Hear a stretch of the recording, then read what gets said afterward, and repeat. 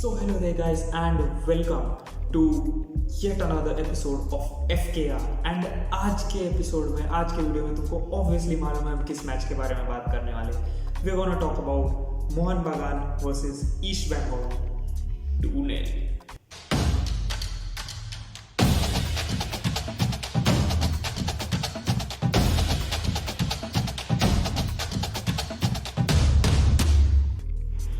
तो जल्दी से एक बार बात कर लेते कि इस मैच में आखिर हुआ क्या।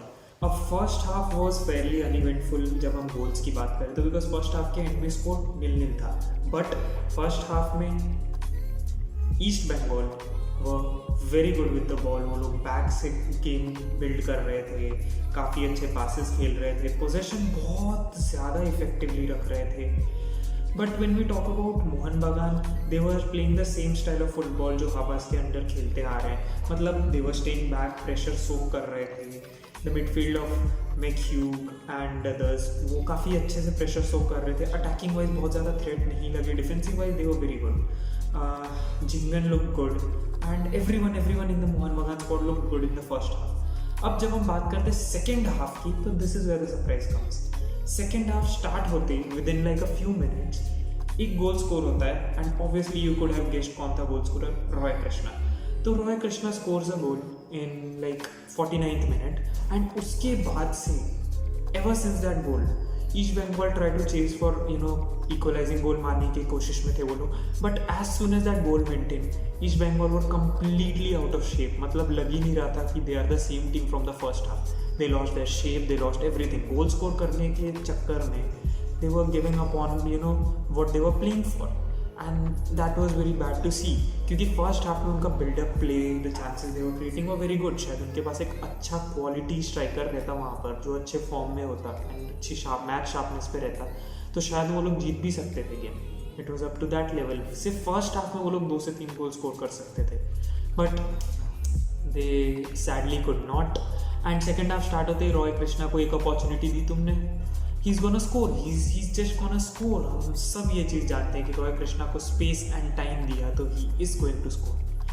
अब मूविंग ऑन फ्रॉम दैट, उसके बाद से East Bengal looked bad when it comes to shape. Midfield dominate कर रहे थे जावी हर्नांडेज, कार्ल मैग्यूग और जयेश रानी मिलकर।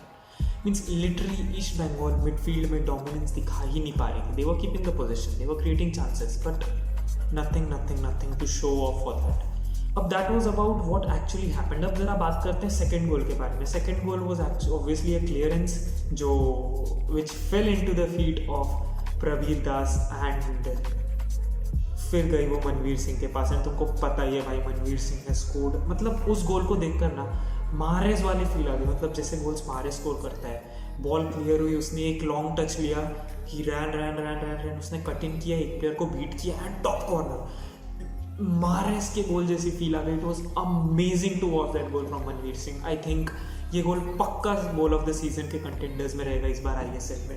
And amazing stuff. So basically यही दोनों गोल से फाइनल स्कोर हुआ इस मैच का 2-0 to मरीनास।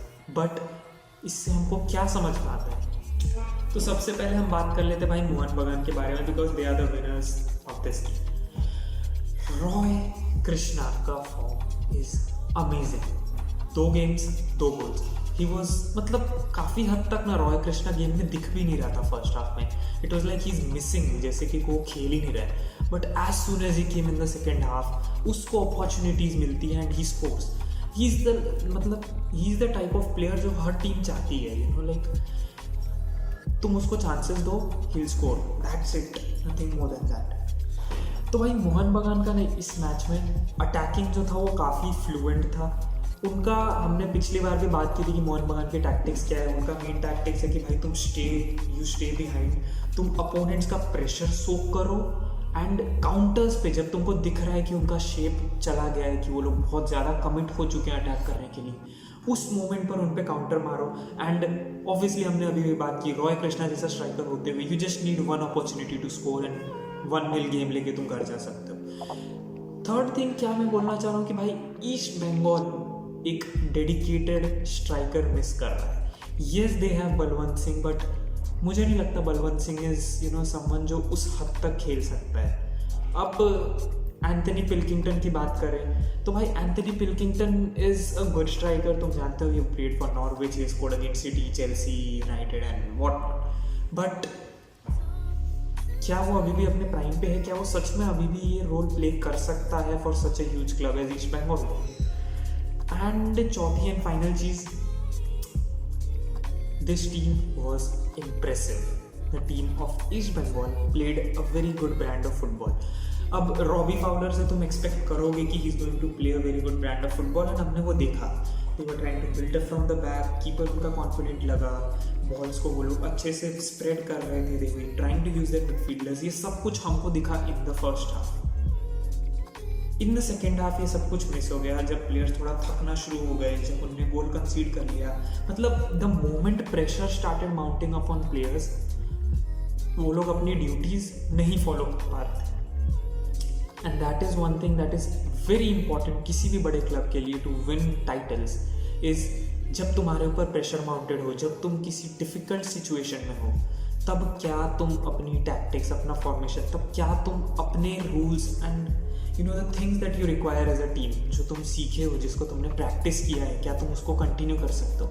And I think Robbie Fowler के लिए सबसे बड़ा जॉब एट द मोमेंट यही है, बिकॉज उसके principles, the principles of a good football team वो दिख रहे हैं क्लब के अंदर.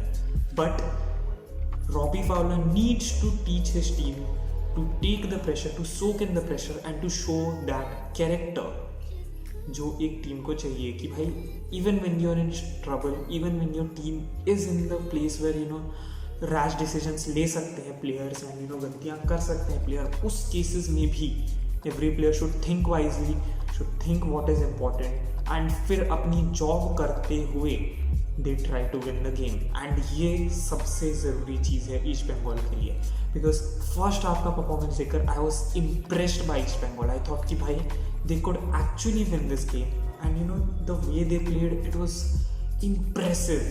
But in the second half, far from it, they lost their focus as soon as they conceded the goal. Everything started to fall off like you know in pieces, and I just hope next matches may set अच्छा हो, and I just hope the team could work on the principles of what their coach is trying to teach them.